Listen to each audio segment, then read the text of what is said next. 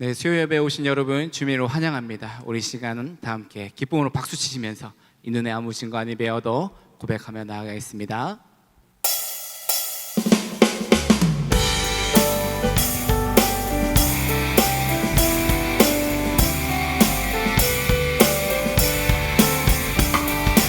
이 눈에 아무 증거 아니 배워도 믿음만을 가지고서 늘 걸으며 이 귀에 아무 소리 아니 들려도 하나님의 약속 위에서 한번 더 이 눈에 아무 증거 아니 배워도 믿음만을 가지고서 늘 이 귀에 아무 소리 아니 들려도 하나님의 약속 위에 서리라.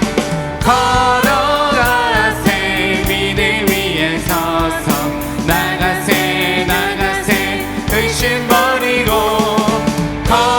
걸어가세 믿음 위에 서서 눈과 귀에 아무 증거 없어.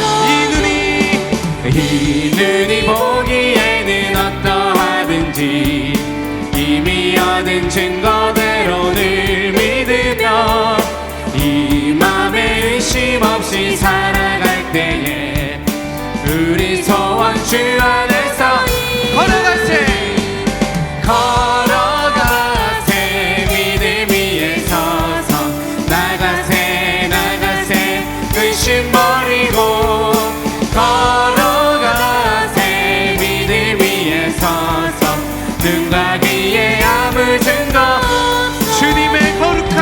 주님의 거룩함을 두고 맹세한 주 하나님 아버지는 참 미쁘다.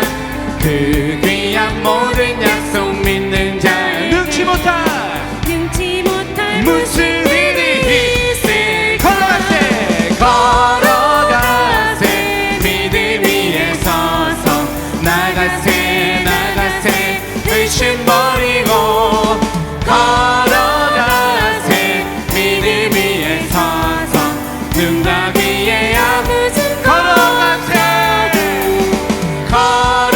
걸어가세 믿음 위에 나가세 의심 버리고 걸어가세 믿음 위에 서서 한 번 더 합시다.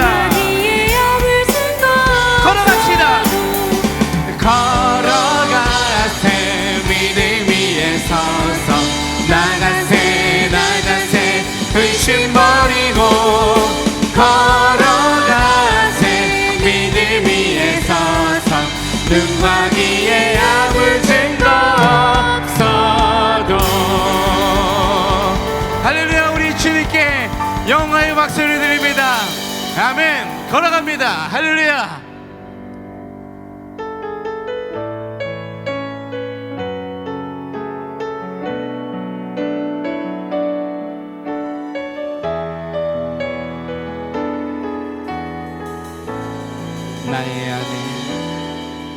나의 안에 거하라. 나는 내 하나님이니 모든 환난 가운데 너를 지키는 자라. 두려워하지 말라. 내가 널 도와주리니 놀라지 말라. 내 손 잡아주리라. 내가 너를 지명하여 불렀나니 너는 내 것이라. 내 것이라. 너의 하나님이라. 내가 너를 보배롭고 존귀하게 여기노라. 너를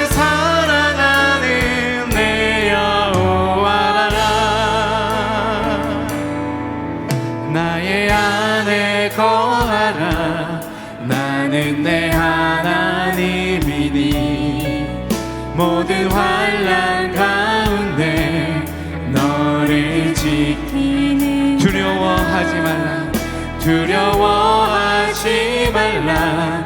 내가 널 도와주리니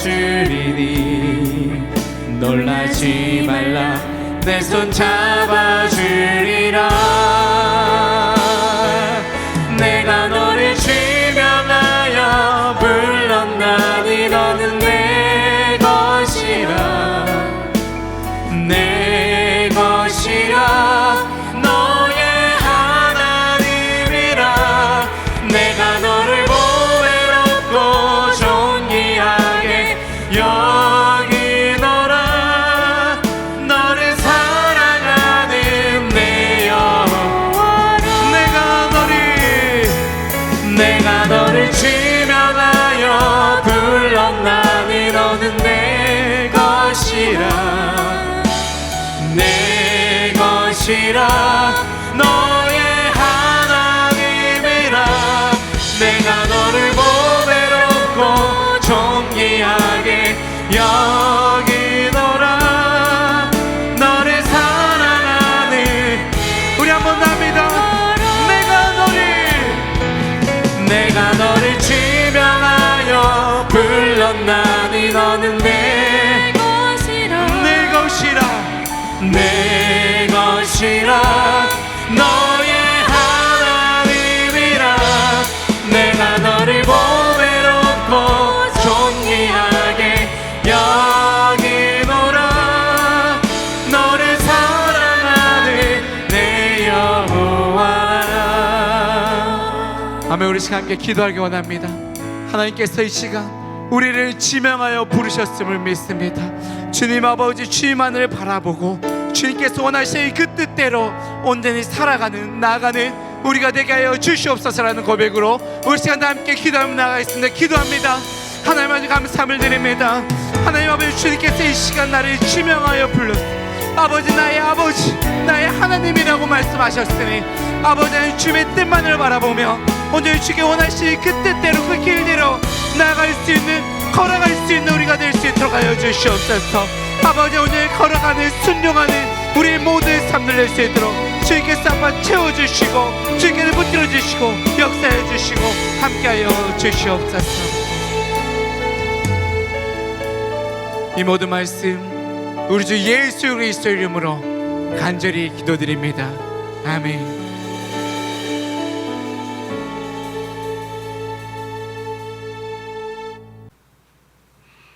네, 오늘 예배 함께 하시는 여러분들을 주님의 이름으로 환영하고 축복합니다. 미리 양해를 좀 구할 것은 지금 현재 말씀을 지금 녹화 중에 있는데요.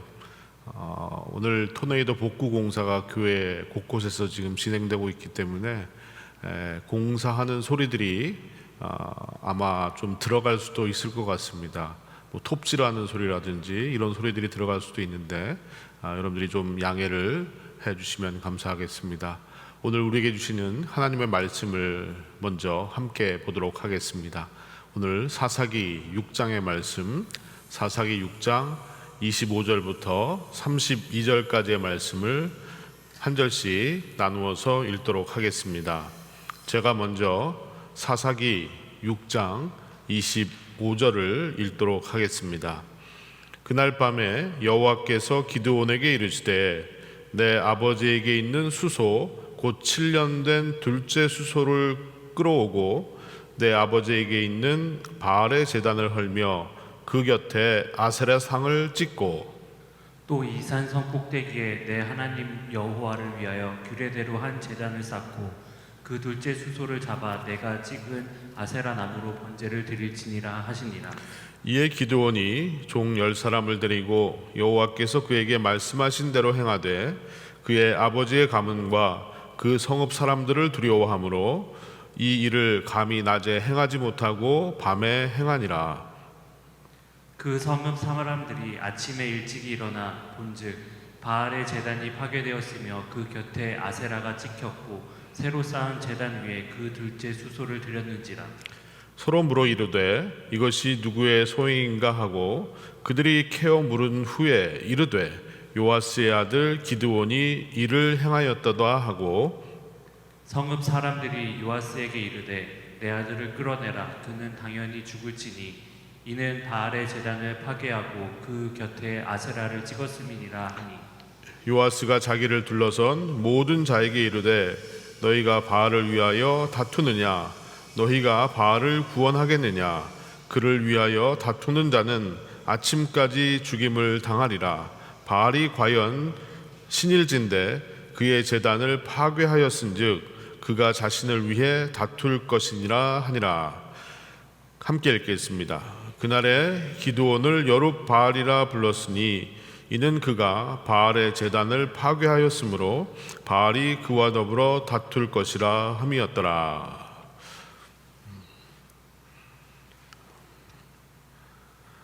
사사기 말씀에서 기드온이 차지하는 비중이 크다 보니까 기드온에 관한 이야기들이 좀 오랫동안 전개가 되고 있습니다. 오늘도 우리가 함께 나눌 말씀이 기드온에 관한 말씀이 되겠습니다. 지난주까지 하나님께서 기드온을 이스라엘을 구원할 사사로 부르시기 위해서 그를 준비시키는 모습을 보았습니다. 기드온은 용사라는 이미지에 걸맞는 그런 사람이 아니었습니다. 매우 소심한 사람이었고 겁도 많은 사람이었고 나가서 제대로 된 싸움 한번 싸워보지 못한 그런 사람이었습니다. 그럼에도 불구하고 하나님은 기드온을 당신의 용사로 부르셨어요. 그래서 그를 부르실 때 큰 용사라고 말씀해 주셨습니다. 하지만 기드온은 굉장히 의심이 많았고 또 여러 가지 그가 걱정하는 것이 많았기 때문에 계속해서 하나님 앞에 핑계를 댑니다. 이런 기드온을 향해서 하나님은 기다려 주시고 또 그에게 격려해 주시고 위로해 주시면서 그가 하나님의 종으로서 쓰임받을 수 있는 길을 열어주셨다는 것입니다. 저는 오늘 기드온에 대해서 생각하면서 만약에 누가 저 앞에서 그런 모습을 보였다면 저는 당장 그만두라고 이야기했을 것인데 하나님의 이렇게 오래 참으시고 기다리시고 또 위로해 주시고 격려하시는 이 모습이 저에게는 큰 위로와 도전이 되었습니다. 그러면서 문득 설교를 준비하는데 찬양 가사가 하나 떠올랐어요.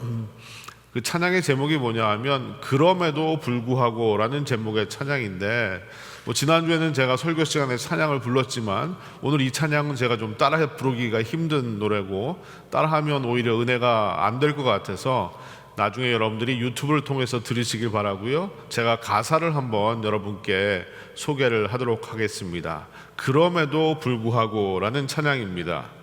마음속에 어려움이 있을 때 주님 내게 먼저 오사 내 마음을 만지고 주님 앞에 나올 수 없을 때 주님 먼저 날 안으시네. 그럼에도 불구하고 날 사랑하시는 내 하나님의 사랑은 나의 모든 걸 덮고 그럼에도 불구하고 날 안아주시는 내 하나님을 부를 때 아버지라 부르죠. 기드온을 부르신 하나님, 또 저를 부르신 하나님, 그리고 여러분을 부르신 하나님은 그럼에도 불구하고의 하나님이십니다. 아무런 조건도 또 아무런 자격도 갖추지 못했고 아무런 능력도 없는 우리를 불러주셨고 그리고 우리를 쓰시기 위해서 기다려주시고 격려해주시고 위로해주시는 그 하나님께서 바로 그럼에도 불구하고의 하나님이시라는 겁니다. 이 하나님이 오늘 우리의 삶의 인도자가 되시고 또 함께 해주시기에 오늘 저와 여러분이 이 땅을 살아가고 있는 줄로 믿습니다. 그리고 앞으로도 우리의 남은 인생을 살아가는 동안에도 하나님께서 그럼에도 불구하고 우리를 도우시고 인도해 주실 줄로 믿습니다. 기드온을 기다려주시고 위로해 주시고 격려해 주신 그 하나님이 이제 기드온에게 사명을 주시는 순간이 다가왔습니다. 기드온에게 주신 사명은 두 가지였는데 하나는 군사들을 모으기 전에 주신 사명이 있었고요. 또 하나는 군사들을 모으고 난 후에 주신 사명이 있었습니다. 오늘은 군사들을 모으기 전에 하나님께서 기드온에게 주셨던 사명이 무엇이었는지를 한번 자세하게 살펴보도록 하겠습니다. 그럼 먼저 25절과 26절을 다시 한번 보겠습니다. 그날 밤에 여호와께서 기드온에게 이르시되 내 아버지에게 있는 수소 곧 7년 된 둘째 수소를 끌어오고 내 아버지에게 있는 바알의 제단을 헐며 그 곁에 아세라 상을 찍고 또 이 산성 꼭대기에 내 하나님 여호와를 위하여 규례대로 한 제단을 쌓고 그 둘째 수소를 잡아 내가 찍은 아세라 나무로 번제를 드릴지니라 하시니라. 자, 그러면 왜 하나님께서는 전쟁에 나가 싸우기도 전에 이런 일을 기드온에게 하라고 하셨을까요?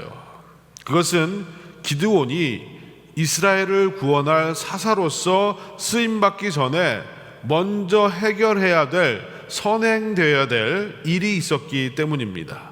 그것은 무엇이었냐 하면 자신의 죄를 하나님 앞에 고백하며 회개하는 제사를 드리는 것이었습니다. 그래서 그에게 파격적인 요구를 하십니다. 아버지에게 있는 수소, 곧 7년 된 둘째 수소를 끌고 오라라고 얘기하셔요. 그러면 이 둘째 수소라는 말이 무슨 말일까요? 이 둘째라는 말이 좀 애매한데 우리 한글 번역에는 둘째라고 번역을 했지만 히브리 말의 원래의 뜻은 둘째라는 의미보다도 아주 중요한 그런 의미를 가지고 있다고 합니다. 그래서 다시 한번 우리가 이 말을 풀어서 해석을 해보면 7년 된 최상급 아주 우수한 소를 가지고 와라 라고 말씀하신 것이죠. 뭐 한국으로 따지면 한우 특등급의 한우, 혹은 미국으로 본다면 뭐 USDA에서 인정한 프라임 이 비프 같은 거, 뭐 이런 것들을 얘기하는지도 모르겠습니다. 하여튼 가장 좋은 것을 하나님 앞에 드려라 라는 그러한 명령이라고 이해하시면 될 것 같습니다. 그렇다면 왜 7년 된 것이어야 했느냐라는 겁니다. 이 7이라는 숫자가요, 여러 가지 의미가 있겠지만 특별히 이스라엘이 미디안 족속들에게 압제를 받은 기간이 7년이었습니다. 그래서 하나님이 굳이 7년 된 소를 가지고 오라고 하신 것은 이스라엘 백성들을 미디안의 압제로부터 해방시켜 주실 것을 암시하고 있는 것이다 라고 볼 수 있습니다. 그런데 이 명령이 전부가 아니었습니다. 아버지의 집에 있는 바알의 제단을 헐고 아세라 상도 찍고 산성 꼭대기에 하나님을 위해서 제단을 쌓아서 소를 잡고 찍은 아세라 신상의 나무로 땔감을 삼아서 하나님께 번제를 드려라 라고 말씀하셨습니다. 산성 꼭대기에서 제사를 드리라는 이 말의 의미는 산 꼭대기까지 올라가려면 굉장한 노력이 필요합니다. 그래서 최선을 다해서 제사를 드려라 라는 의미로 볼 수 있고요. 또 높은 곳에 올라가서 제사를 드린다는 것은 많은 사람들에게 알려질 수 있는 그런 확률이 높기 때문에 많은 사람들에게 알리는 것을 전제로 하고 계시는 겁니다. 그런데 중요한 것은 내 아버지에게 있는 바알의 제단을 헐며 그 곁에 아세라상을 찍어라 라는 말씀인 겁니다. 이 말씀을 보니까 당시 이스라엘에 만연하고 있었던 우상 숭배의 모습을 보여주고 있는 것입니다. 집집마다 우상을 만들어서 두고 또 그 우상을 숭배했다는 것은 얼마나 이스라엘 백성들이 우상 숭배에 빠져 있느냐라는 것을 보여주는 말씀인 거죠. 또 하나 충격적인 것은 이처럼 하나님을 버리고 우상을 섬기는 가정, 그리고 아니면 하나님을 섬기고 또 우상도 섬기는 이 둘을 겸하여 섬기는 이런 가정에서 이스라엘을 구원할 사사를 불러내셨다는 겁니다. 저 같으면 안 그랬을 것 같은데 하나님께서는 우상을 숭배하는 가정의 아들 기드온을 오늘 사사로 부르시고 또 너희 집안에 있었던 그 모든 우상을 제거하라고 명령하고 계십니다. 여러분, 죄악은 항상 우리 가까이에 와 있습니다. 내가 습관적으로 하는 행동이 죄일 수 있다는 겁니다. 또 우리 집안의 관습이 죄일 수 있습니다. 또 내 마음과 생각을 움직이는 것이 죄일 수 있습니다. 내 삶 속에서 발견하는 바알과 아세라, 그것이 과연 무엇입니까? 여러분 한번 곰곰이 생각해 보시기를 바랍니다. 우리는 나도 모르게 무언가를 의지하고 또 그것에 집착하면서 살 때가 있습니다. 필요 이상으로 그것에 나의 물질과 나의 정신과 나의 열정을 쏟아붓습니다. 마치 그것에 모든 것을 건 사람처럼 정신없이 정신이 팔려서 살아갑니다. 여러분, 바알과 하나님을 겸하여 섬길 수가 없습니다.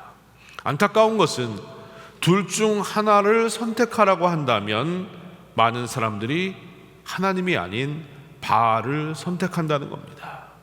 아니 어쩌면 지금 이미 바알을 선택하며 살고 있는지도 모릅니다. 이것이 기드온 시대의 이스라엘 백성들의 모습이었고 오늘 이 시대의 우리들의 모습입니다. 여러분, 과연 내 삶 속에 들어와 있는 바알과 아세라를 찍어내실 수가 있습니까? 가만히 제가 생각해 보니까 우리 삶 가운데 들어와 있는 바알과 아세라가 너무 많이 있는 것 같습니다.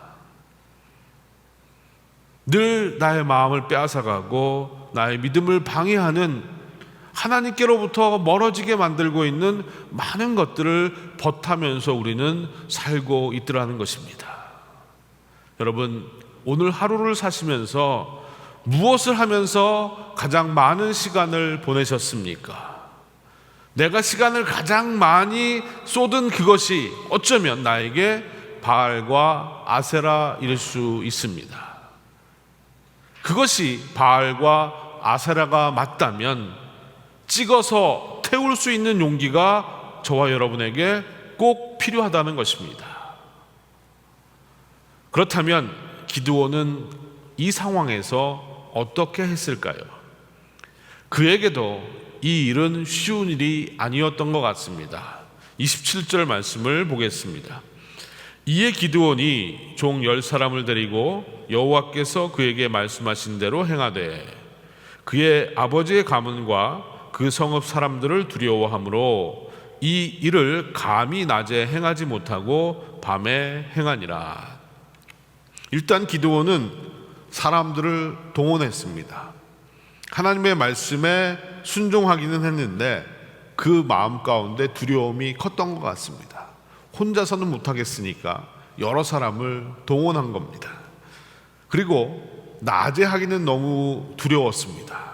그래서 낮이라는 시간을 피해서 밤 시간에 사람들이 잘 모를 때 이 일을 했다라고 성경은 말씀하고 있습니다. 그가 두려웠던 것은 아마도 사람이었던 것 같습니다.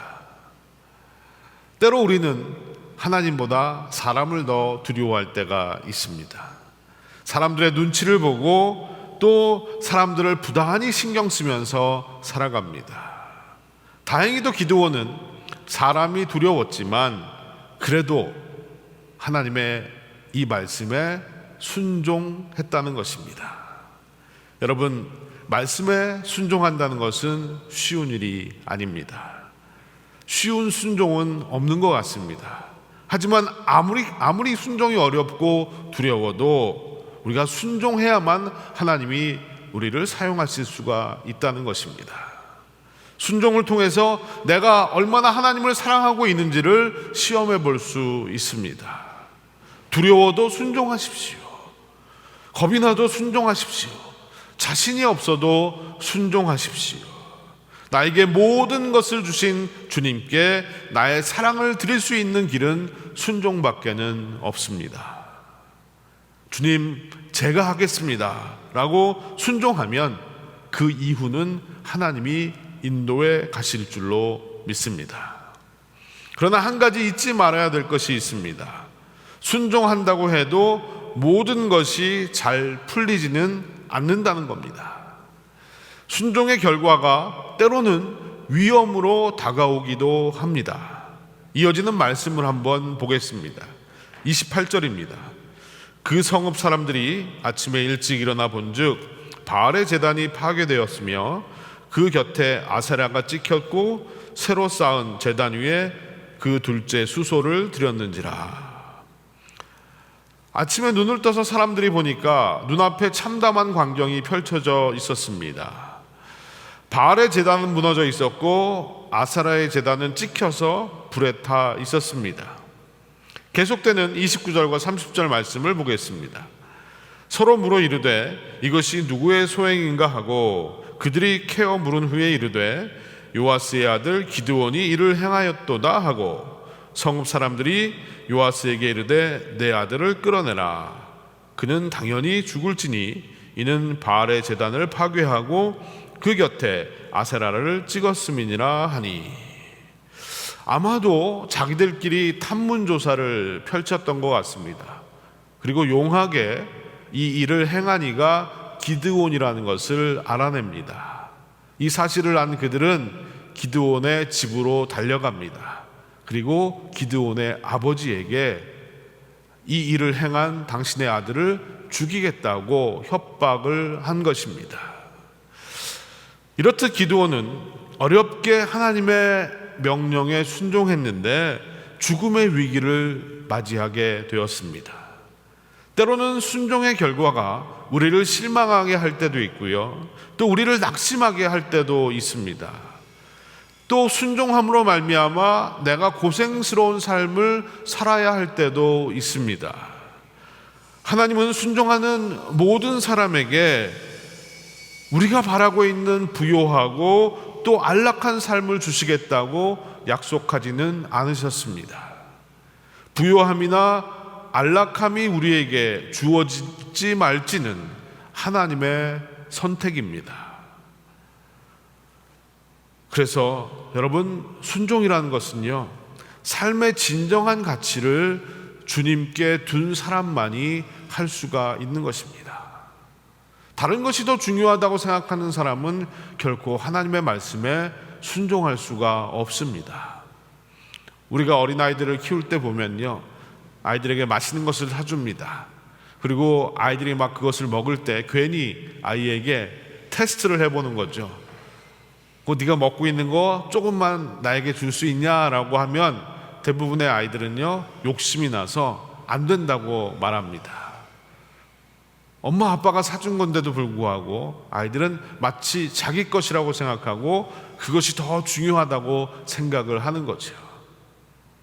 이런 모습을 보면 하나님 앞에서의 우리의 모습도 비슷하다라는 생각을 하게 됩니다. 하나님은 우리에게 때때로 네가 가지고 있는 것을 좀 나에게 주지 않을래? 라고 말씀하실 때가 있습니다. 그때 우리의 대답은 많은 경우 못하겠는데요, 아니요 라고 대답할 때가 많이 있다는 겁니다. 왜 그런 겁니까? 내가 가지고 있는 것이 하나님보다 더 중요하다라고 생각하기 때문입니다. 하나님이 우리에게 순종을 요구하실 때는 무언가가 없어서 달라고 하시는 것은 아닙니다. 또 무언가가 필요해서 달라고 하시는 것도 아닙니다. 얼마나 하나님을 사랑하는지 보고 싶어서 그러시는 것일 겁니다. 한국에서 한때 유행했던 말 중에 무엇이 더 중한디라는 그런 말이 있었습니다. 여러분께 묻고 싶습니다. 무엇이 더 중요하다고 생각하십니까? 하나님을 더 중요하다고 생각하는 자만이 하나님의 말씀에 순종하며 살 수가 있습니다. 설령 순종의 결과가 나에게 당장 유익이 되지 않는다고 할지라도, 또 내가 생각한 결과가 나오지 않는다고 할지라도 계산하지 않고 내가 주님을 사랑하기 때문에 순종할 수 있는 저와 여러분이 되기를 간절히 소원합니다. 다른 한편으로 보면 오늘 본문 속의 세상은 지금 세상과 크게 다르지가 않습니다.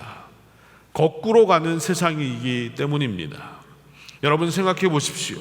신명기의 율법을 보면요, 우상을 숭배한 자는요 죽이게 되어 있습니다.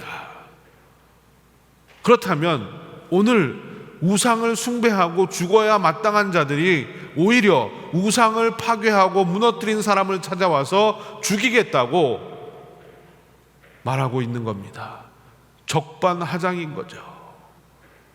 오늘 우리가 살고 있는 이 세상이 바로 적반하장의 세상이라는 겁니다. 하나님을 온전히 믿고 따르는 사람들이 오히려 이상한 사람 취급을 받고요, 세상에 깊이 빠져서 세상만을 탐내며 또 세상의 모든 것들을 누리면서 살고자 하는 자들이 기세가 등등한 이런 모습을 우리가 볼 수가 있다는 것입니다. 그런데 한 가지 더 중요한 사실은 무엇이냐 하면, 기드온을 죽이겠다고 달려들었던 사람들이요 가나안 족속 이방 사람들이 아니었다는 겁니다. 바로 하나님의 자녀들이었던 이스라엘 백성들이었다는 사실입니다. 이것이 우리를 더욱 안타깝게 만드는 장면입니다. 세상은 지금도 거꾸로 움직이고 있습니다. 지금도 하나님을 믿는다는 사람들이, 또 하나님을 섬기는 교회가 하나님의 말씀대로 살지 않고 세상처럼 살아가는 모습을 보일 때가 많습니다. 하용조 목사님의 이야기라는 책이 있습니다.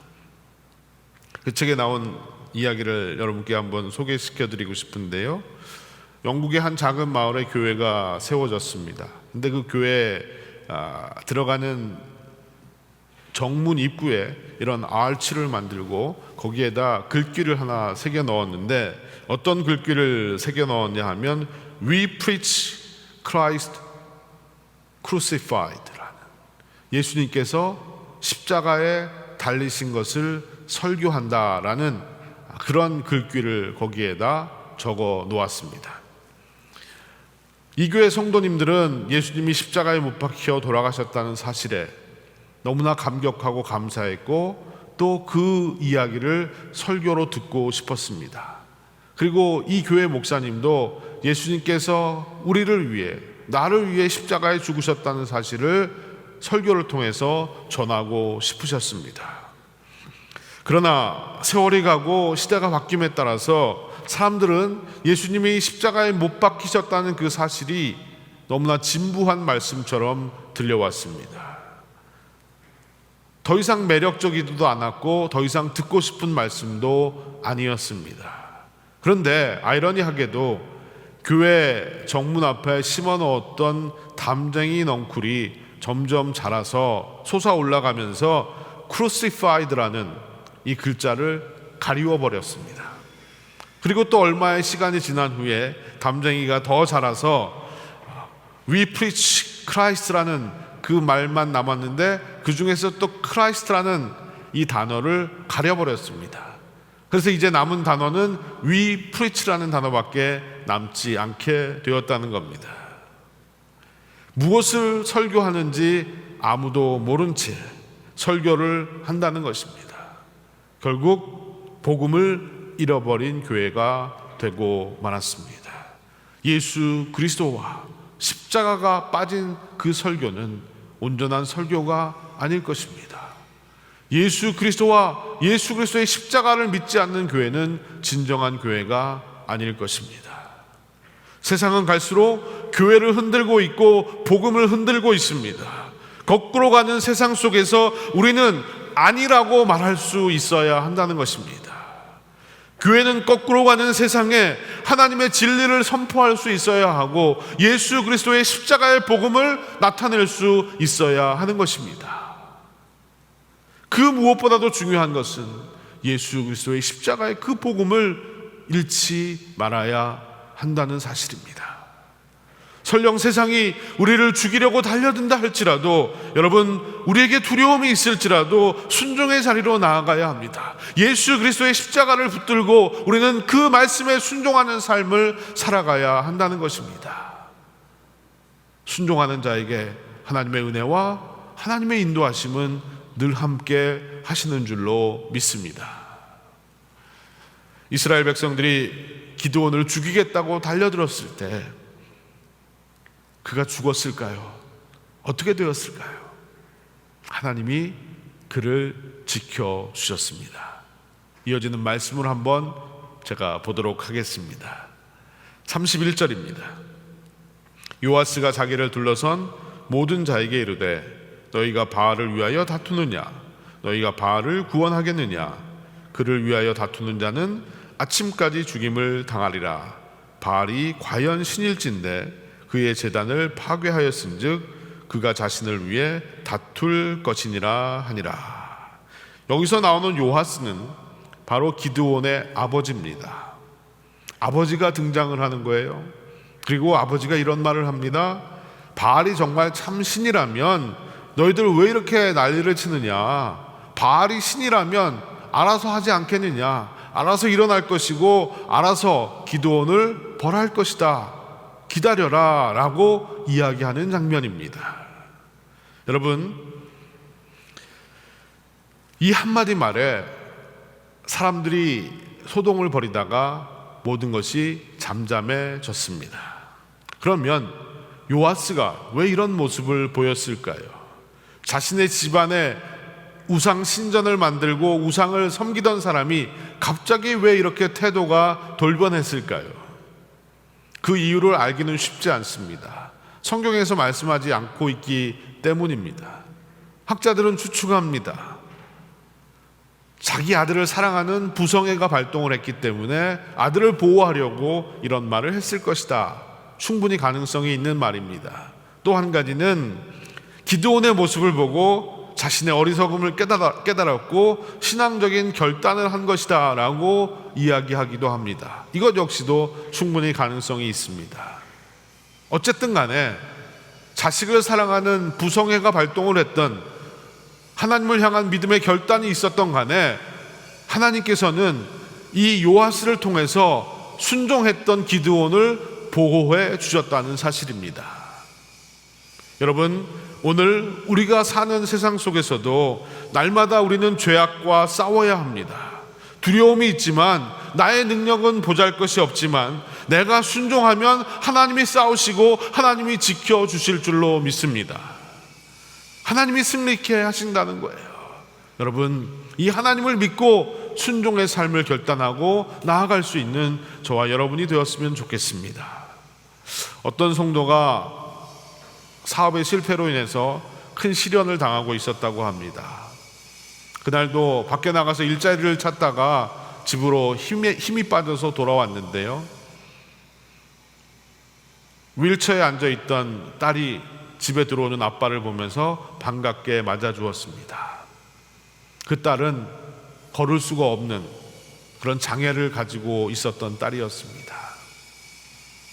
아빠가 손에 뭔가를 들고 들어오니까 딸이 그것을 보고 아빠에게 묻습니다. 아빠, 그것이 뭐예요? 라고 질문을 했더니 아빠가 이거 엄마에게 줄 선물이다 라고 이야기를 했어요. 엄마 어디 계시니? 라고 물어보니까 딸이 하는 말이 엄마가 지금 2층에 계시다는 거예요. 그러면서 딸이 아빠, 그걸 나에게 주세요. 내가 엄마에게 갖다 드릴게요 라고 얘기합니다. 이 말을 들은 아빠는 네가 2층까지 갈 수가 없는데 어떻게 엄마에게 이것을 갖다 준다는 말이냐 라고 또 물었습니다. 이때 딸이 아빠에게 말합니다. 아빠가 저를 안아주시면 제가 이것을 들고 엄마에게 전해드릴 수가 있어요 라고 대답을 했다는 거예요. 이 딸의 말을 듣고 이 아버지는 깨닫게 되었습니다. 내가 비록 부족하고 내가 비록 모자라도 하나님이 나를 안아주시면 하나님께서 나를 인도하시고 지켜주실 것이다 라는 사실을 깨닫게 된 것입니다. 여러분, 아무리 어렵고 무거운 고통의 짐을 내가 들고 있다 할지라도, 내가 좀 모자라고 연약하다 할지라도 우리를 안아주심으로 가게 하시는 하나님이 나의 하나님이시라는 사실을 잊지 마시기 바랍니다. 이 하나님이 오늘 나를 안아주시고 나와 함께 우리의 길을 걸으실 때 우리는 온전히 하나님 앞에 순종을 드림으로 말미암아 하나님이 원하시고 바라시는 그곳까지 가게 될 줄로 믿습니다. 여러분, 가는 길이 힘들고 어려워도 하나님이 나를 안아주시고 함께 가신다는 그 믿음의 순종으로 결단하시기 바랍니다. 그렇다면 분명히 하나님께서는 저와 여러분을 인도하시고 축복해 주실 줄로 믿습니다. 기드온은 연약한 모습이었지만 하나님의 말씀대로 순종했습니다. 그리고 순종한 결과가 죽을지도 모르는 위협이었지만 하나님은 그를 죽음으로부터 구원해 주셨습니다. 그리고 그를 끝까지 사용해 주셨습니다. 여러분, 이 기드온의 이야기가 오늘 우리 모두의 이야기가 되어서 하루하루 또 이번 한 주간도 여러분 순종으로 하나님의 은혜를 체험하는 복된 시간들이 되시기를 주님의 이름으로 축원드립니다. 기도하시겠습니다. 사랑과 은혜의 주님, 감사합니다. 그럼에도 불구하고 우리를 기다려 주시고 위로해 주시고 또 사용해 주시는 하나님의 은혜와 사랑에 감사를 드립니다. 아버지 하나님, 때로는 우리에게 순종을 명령하시고 하나님의 말씀대로 살 것을 이야기하시지만 우리는 하나님의 말씀보다는 다른 것들을 따르며 의지할 때가 너무나도 많음을 고백합니다. 부족한 저희들을 주님 용서하여 주시옵시고 아버지 하나님, 이 땅을 살아가면서 진정 하나님만을 의지하고 붙들며 순종하며 살아가는 우리의 삶이 되게 하여 주시옵소서. 아버지 하나님, 하루하루가 늘 저희들 살얼음판을 걷는 것 같고 때로는 저희들 불안하고 두려울지라도 아버지 하나님께서 함께 하시고 나를 안아주시고 나를 인도해 주신다는 사실을 늘 기억하며 살게 하여 주시옵시고 기드온처럼 순종하며 또한 하나님께서 지켜주심을 체험하며 승리하며 살아가는 우리 모두가 되게 하여 주시옵소서. 감사드리며 예수님의 이름으로 기도드리옵나이다. 아멘. 축도하겠습니다. 지금은 우리 구주 예수 그리스도의 한량없는 은혜와 아버지 하나님의 놀라우신 사랑과 성령님의 감화감동 교통하심이 비록 연약하고 부족하지만 부르신 하나님께 순종함으로 나아가서 하나님이 나를 지키시고 보호하시고 역사하시는 그 놀라운 일들을 보기를 소망합니다. 간구하며 하나님 앞에 예배를 드린 귀한 빈내리의 모든 성도들 그리고 그들의 가정과 일터 위에 이제로부터 영원토록 함께 하시옵기만을 간절히 축원하옵나이다. 아멘.